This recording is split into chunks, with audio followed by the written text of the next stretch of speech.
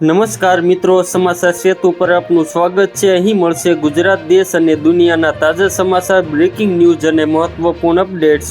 સાચા અને ઝડપી સમાચાર માટે જોડાયેલા રહો સમાચાર સેતુ સાથે। ચાલો જાણીએ આજના મુખ્ય સમાચાર। ખાતરની કાળાબજારી રોકવા માટે ગુજરાત સરકારનું મોટું એક્શન, ખેડૂતો માટે રાહતના સમાચાર। દેશભરની મેડિકલ કોલેજોમાં પ્રવેશ માટે લેવાયેલી નીટ યુજી 2026ની પરીક્ષાને લઈને સૌથી મોટા સમાચાર સામે આવ્યા છે। કેન્દ્ર સરકાર અને નેશનલ ટેસ્ટિંગ એજન્સી દ્વારા પેપર લીકની આશંકાઓને પગલે નીટ 2026ની પરીક્ષા રદ કરવાનો નિર્ણય લેવામાં આવ્યો છે। એઆઈએ તો હદ કરી, એક જ ઝાટકે 8,000 લોકોની રોજીરોટી છીનવી લીધી। 20 મેના રોજ આવશે ઈમેલ।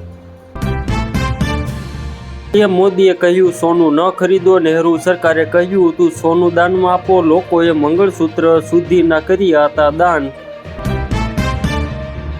11 થી 20 જૂન સુધી ધોરણ 10-12ની યોજાશે પૂરક પરીક્ષા, ગુજરાત બોર્ડે કરી જાહેરાત।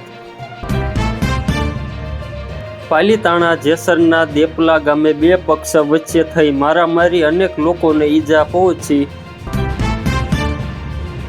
બંગાળમાં નિમણૂકો પર હોબાળો, કોંગ્રેસે ચૂંટણી પંચ અને ભાજપ વચ્ચે મિલીભગતનો આરોપ લગાવ્યો। પેટ્રોલ ડીઝલ બચાવવા સોનું ન ખરીદવાની અપીલ પછી પીએમ મોદી સામે ઉઠ્યા સવાલો।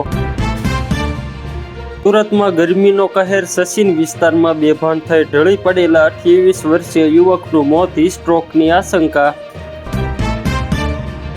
પુત્રના ત્રાસની પરાકાષ્ઠા, વલસાડમાં કળયુગી દીકરાથી કંટાળી માતા પિતાએ કલેક્ટર પાસે માંગી ઈચ્છા મૃત્યુની પરવાનગી।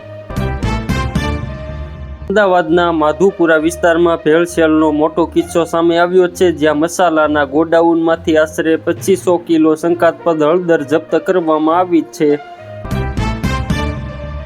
આ હતા આજના ટોપ સમાચાર। ગુજરાત, દેશ અને દુનિયાના તાજા સમાચાર માટે જોડાયેલા રહો સમાચાર સેતુ સાથે। ચેનલને સબસ્ક્રાઇબ કરો, વિડીયોને લાઇક કરો અને શેર કરવાનું ભૂલશો નહીં। આભાર।